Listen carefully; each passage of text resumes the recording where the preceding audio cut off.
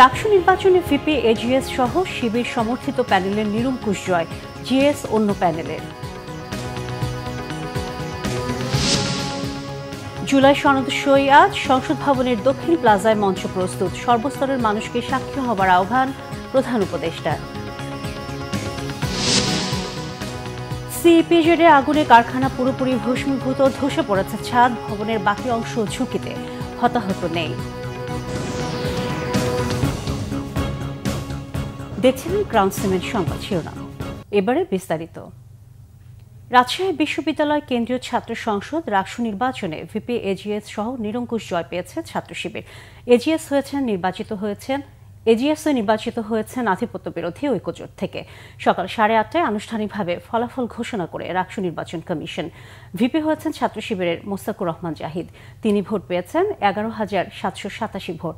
আর GS পদে নির্বাচিত হয়েছেন সাবেক সমন্বয়ক ও আধিপত্য বিরোধী ঐক্যজোটের সালাউদ্দিন আম্মার এবং এজিএস শিবিরের SM সালমান সাব্বির। ঘোষিত ফলাফলে ভিপি পদে নিকটতম প্রতিদ্বন্দ্বী ছাত্রদলের নুরুদ্দিন আবির পেয়েছেন 3,397 ভোট। জিএস পদে আধিপত্য বিরোধী ঐক্যজোটের সালাউদ্দিন আম্মার 11,585 ভোট পেয়ে জয়ী হন। প্রতিদ্বন্দ্বী ছাত্র শিবিরের ফাহিম রেজা পেয়েছেন 5,767 ভোট। এজিএস পদে ছাত্র শিবিরের সালমান সাব্বির 6,971 ভোটে নির্বাচিত হন। তার প্রতিদ্বন্দ্বী প্রার্থী ছাত্রদলের জাহিন বিশ্বাস এশা পান 6,091 ভোট। ফলাফল ঘোষণার পর প্রতিক্রিয়ায় ভিপি মোস্তাকুর রহমান জাহিদ জানান, শিক্ষার্থীদের এই সমর্থন তার কাছে আমানত। অন্যদিকে এজিএস সালাউদ্দিন আম্মার বলেছেন, তার নির্বাচিত হওয়া আধিপত্যবাদের বিরুদ্ধে এই জয়। জুলাই সনদ স্বাক্ষর হতে যাচ্ছে আজ। এই ঐতিহাসিক মুহূর্তের সাক্ষী হতে সর্বস্তরের মানুষের প্রতি আহ্বান জানিয়েছেন প্রধান উপদেষ্টা ডক্টর মোহাম্মদ ইউনূস। বিকেল 4টার দিকে জাতীয় সংসদ ভবনের দক্ষিণ প্লাজায় জুলাই সনদে স্বাক্ষর করবেন অন্তর্বর্তী সরকারের প্রধান উপদেষ্টা, জাতীয় ঐকমত্য কমিশনের সদস্যরা এবং 30টি রাজনৈতিক দলের প্রতিনিধিরা। নেওয়া হয়েছে সব ধরনের প্রস্তুতি। অনুষ্ঠানটি সরাসরি সম্প্রচার করা হবে বিটিভি ও বেসরকারি টেলিভিশনে। দেশের প্রত্যেক নাগরিককে এই ঐতিহাসিক মুহূর্তের অংশ নেয়ার আহ্বান জানিয়েছেন প্রধান উপদেষ্টা। এক বার্তায় তিনি বলেন, রাজনৈতিক, ধর্মীয় বা জাতিগত পার্থক্য সত্ত্বেও এক ঐক্যবদ্ধ জাতি হিসেবে একসাথে দাঁড়িয়ে আছে বাংলাদেশ। এখন সময় একসাথে উদযাপন করার, ঐক্যের শক্তি অনুভব করার এবং গর্ব ও আশার এই ঐতিহাসিক দিন থেকে শক্তি অর্জন করার। এদিকে 3 দাবিতে সংসদ ভবন এলাকায় প্রবেশ করে জুলাই সনদ স্বাক্ষরের জন্য আয়োজিত মঞ্চের সামনে অবস্থান নিয়েছেন জুলাই যোদ্ধারা। তাদের দাবি, জুলাই সনদ সংশোধন করতে হবে, সনদকে স্থায়ীভাবে সংবিধানে অন্তর্ভুক্ত করতে হবে এবং জুলাই সনদে জুলাই যোদ্ধাদের স্বীকৃতি দিতে হবে। সকাল 10:30টার দিকে তারা সংসদ ভবনের ফটক টপকে মঞ্চের সামনে অবস্থান নেয়। গতকাল রাত থেকেই সংসদ ভবনের মূল ফটকের বাইরে অবস্থান নিয়ে আন্দোলন করছিলেন তারা। ফটক টপকে ভেতরে ঢুকে মঞ্চের সামনে সাজানো চেয়ারগুলোতে বসে পড়েন জুলাই যোদ্ধারা। এরপর মাইক হাতে নিয়ে তাদেরকে শান্ত হবার অনুরোধ করেন একজন প্রতিনিধি। খবর পেয়ে এরই মধ্যে ঘটনাস্থলে পুলিশের একাধিক টিম উপস্থিত হয়েছে।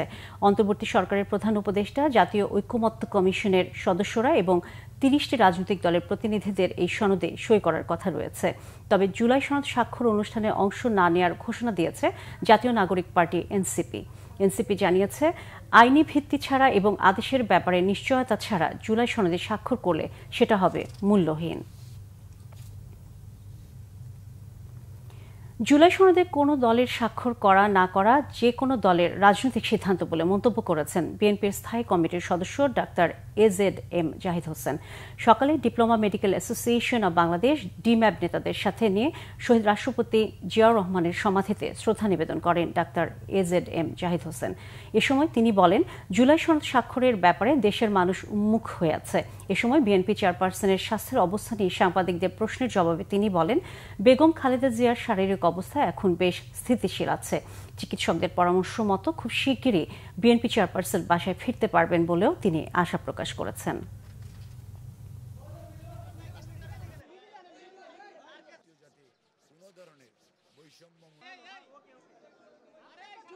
ওনারা একদম আসছে না তা ঘটনাটা ঠিক তা না।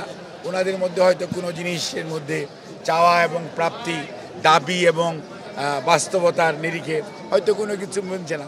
রাজনৈতিক দল হিসাবে ওনারা যে কোনো সিদ্ধান্ত নিতে পারে। রাষ্ট্র যখন দায়িত্ব নেয় কোনো একটি সনদ বা কোনো একটি সিদ্ধান্ত বাস্তবায়নের জন্য, সেখানে এটি নিয়ে আমার মনে হয় না কোনো ধরনের মানুষের কারো মনে কোনো ভীতি অথবা শঙ্কা থাকার প্রয়োজন কোনো কারণ আছে?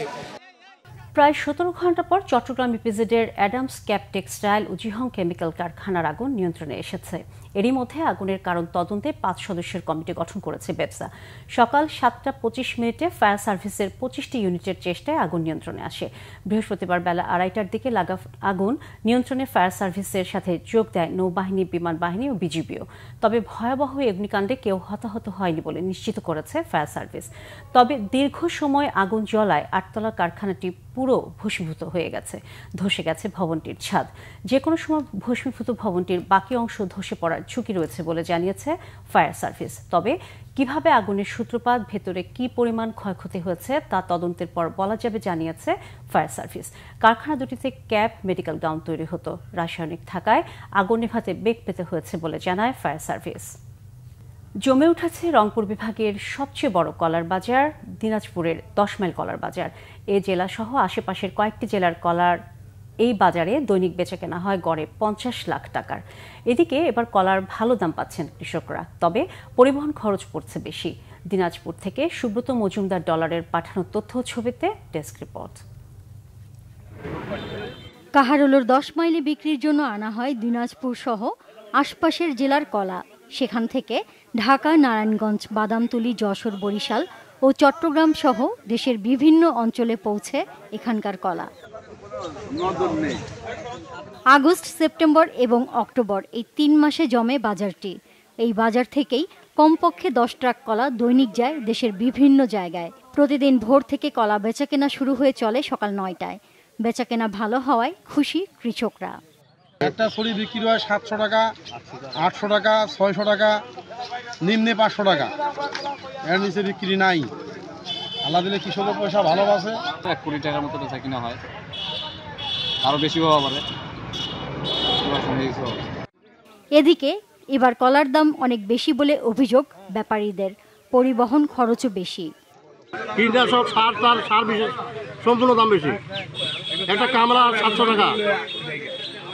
কৃষকের পোষানো তো 20-23 বছরের মধ্যে এইবারটাই কলার দাম সবচেয়ে বেশি। দিনাজপুর জেলায় এবার 1300 হেক্টর জমিতে সবরি, সাগর ও স্থানীয় বিভিন্ন জাতের বেশ কিছু কলা চাষ হয়েছে। সরাসরি বাগান থেকেও ট্রাকে কলা লোড করে নিয়ে যাচ্ছেন পাইকারদের অনেকে। Bangla vision news desk. আন্তর্জাতিক প্রসঙ্গ। ইসরায়েলের সহযোগীদের বিরুদ্ধে গাজায় চলমান ধরপাকড়, হত্যা অবিলম্বে বন্ধ না হলে হামাস বিরোধী অভিযানে সমর্থনের হুমকি দিয়েছেন মার্কিন প্রেসিডেন্ট ডোনাল্ড ট্রাম্প। এদিকে যুদ্ধবিরতি চুক্তির শর্ত ভঙ্গ করে গাজায় ত্রাণ প্রবেশে বাধাদান অব্যাহত রেখেছে ইসরায়েল। গাজায় যুদ্ধবিরতি চুক্তির প্রথম ধাপ কার্যকরের পর হামাস যোদ্ধারা যুদ্ধবিধ্বস্ত নগরীতে নিয়ন্ত্রণ প্রতিষ্ঠার পাশাপাশি ধরপাকড় শুরু করে। ইসরায়েলের তথ্য পাচারকারী অভিযোগে একাধিক ফিলিস্তিনিকে জনসম্মুখে গুলি করে হত্যাও করা হয়। এমন পরিস্থিতিতে হামাস আর ইসরায়েল বিরোধী তৎপরতার তথ্যদাতাদের সুরক্ষা নিশ্চিতে চরম হুঁশিয়ারি দিলেন মার্কিন প্রেসিডেন্ট ট্রাম্প। তিনি হুঁশিয়ারি করে বলেছেন, চুক্তির শর্ত ভঙ্গ করে হত্যাকাণ্ড না থামালে হামাস সদস্যদের মেরে ফেলা ছাড়া আর কোনো উপায় থাকবে না। বিভিন্ন সশস্ত্র সংগঠনের বিরুদ্ধে হামাসের অভিযানে বিশৃঙ্খল পরিস্থিতিতে নতুন ঘোষণা দিয়েছে গাজার স্বরাষ্ট্র বিভাগ। বলা হয়েছে, যেসব গ্যাং সদস্য ইসরায়েলের সহযোগী হিসেবে কাজ করেনি তারা সাধারণ ক্ষমার আওতায় পড়বেন। গাজার স্থানীয় গ্যাং ও আইএস মতাদর্শীদের কাছ থেকে অর্থের বিনিময়ে সহায়তা নেওয়ার তথ্য গত জুনে ফাঁস করে ইসরায়েল। এদিকে চুক্তি শর্ত ভঙ্গ করে গত সোমবার থেকে ইসরায়েলি বাহিনীর অবরোধে থাকা রাফা সীমান্তের পরিস্থিতি এখনও স্বাভাবিক হয়নি। গাজায় প্রবেশ করা মানবিক সহায়তাবাহী ট্রাক অবাধে চলাচলে বাধা দিয়ে ত্রাণ সরবরাহে ঘাটতির অপচেষ্টা জারি রেখেছে ইসরায়েল। জুলাই জাতীয় সনদ স্বাক্ষর হবে। আজ বিকাল 4টা হতে যাওয়া জুলাই সনদ স্বাক্ষরের সংবাদ সংগ্রহে এই মুহূর্তে সংসদ ভবনের দক্ষিণ প্লাজায় আছেন রিপোর্টার মামুন আবদুল্লাহ। মামুন, জুলাই সনদ স্বাক্ষরের প্রস্তুতি সহ সেখানকার সার্বিক পরিস্থিতি আমাদের জানাবেন। সোনিয়া, আপনি জানেন যে জুলাই সনদ স্বাক্ষরের প্রস্তুতি কিন্তু বেশ কয়েকদিন ধরে নেওয়া হচ্ছে। গতকাল থেকেই ব্যাপক আয়োজনে সংস্কৃতি মন্ত্রণালয় প্রস্তুতি নিয়েছে এবং একই সাথে আপনি জানেন যে ঐক্যমত্য কমিশন সব ধরনের প্রস্তুতি শেষ করেছে। আমার পেছনে যদি একটু দেখাই আপনাকে, দক্ষিণ প্লাজা অর্থাৎ সংসদ ভবনের দক্ষিণ প্লাজায় কিন্তু লোকে লোকারণ্য হয়ে গেছে। আজকে জুলাই সনদ স্বাক্ষর 4টায় অনুষ্ঠিত হওয়ার কথা। তবে এরই মধ্যে কিন্তু বেশ কিছু শঙ্কা তৈরি হয়েছে। আপনি জানেন যে এর মধ্যে আসলে ঐক্যমত্য কমিশনে কমিশন সব ধরনের প্রস্তুতি নিলেও এরই মধ্যে আসলে বলা চলে যে কয়েকটি শিবিরে বিভক্ত হয়ে গেছে রাজনৈতিক দলগুলো। তারা আসলে অনেকে চাচ্ছে যে স্বাক্ষর করবে, অনেকে চাচ্ছে স্বাক্ষর করবে না। এর মধ্যে আপনি জানেন স্পষ্ট হয়ে গেছে এনসিপি তাদের প্রেস বিজ্ঞপ্তির মাধ্যমে জানিয়েছে তারা এই স্বাক্ষর অনুষ্ঠানে তারা থাকছে না, তারা স্বাক্ষর করবে না। ইতিমধ্যে আপনি জানেন যে এর মধ্যে জামাত ইসলামও কিন্তু স্বাক্ষর অনুষ্ঠান আসলে স্বাক্ষর করবে কিনা সেটি নিয়েও কিন্তু বেশ সন্দেহাতীত অবস্থা রয়েছে। তারা বলেছে তারা আসবে কিন্তু সেখানে আসলে স্বাক্ষর অনুষ্ঠান করবে না। এর মধ্যে আপনি দেখতে পাচ্ছেন যে জুলাই যোদ্ধা যারা আছে, যারা সম্মুখ সারির যোদ্ধা ছিল, তারা কিন্তু ইতিমধ্যে এখানে এসে হাজির হয়েছে। তবে এখানে আসলে সকাল থেকে কিছুটা বিশৃঙ্খল পরিস্থিতি তৈরি হয়েছিল আমরা দেখেছি। এখন সেনাবাহিনী মোতায়েন করা হয়েছে, আইন শৃঙ্খলা বাহিনীর বিভিন্ন পর্যায়ের আসলে বাহিনী এখানে মোতায়েন করা হয়েছে যাতে পরিস্থিতি শান্ত রাখা যায়। তবে এখানে বেশ উত্তপ্ত পরিস্থিতি এখন পর্যন্ত আমরা দেখতে পাচ্ছি। সাংবাদিকরা বাইরে থেকে আমরা এটা কভার করছি। এখন পর্যন্ত আমাদেরকে ভেতরে ঢোকার সুযোগ দেওয়া হয়নি। আপনি দেখতে পাচ্ছেন যে দক্ষিণ গেটে অর্থাৎ সংসদ ভবনের দক্ষিণ গেটে কিন্তু এখনই লোক করানো হয়েছে। ইতিমধ্যে আপনারা জানেন যে বিএনপি কিন্তু এই সনদে স্বাক্ষর করবে বলে তারা বলেছে এবং তারা আসবে, নোট অফ ডিসেন্ট সহ তারা সনদে স্বাক্ষর করবে এমনটি তারা জানিয়েছিল আমাদেরকে। এবং গতকালকে কিন্তু ঐকমত্য কমিশন এই এলডি ভবনে সংবাদ সম্মেলন করে বলেছে সব পক্ষকেই তারা আসলে এখানে দাওয়াত দিয়েছে, আমন্ত্রণ জানিয়েছে। যারা স্টেক হোল্ডার আছে ঐকমত্য কমিশনে তারা কিন্তু আসলে রাত্রেবেলা এনসিপি যখন ঘোষণা দিল যে তারা এখানে আসবে না এবং সনদে আসলে স্বাক্ষর করবে না তাদের। মামুন, ধন্যবাদ আপনাকে। দর্শক, এ ছিল এখনকার মতো। পরের সংবাদ দুপুর 2টায় দেখার আমন্ত্রণ রইল। এতক্ষণ সাথে থাকার জন্য ধন্যবাদ সবাইকে।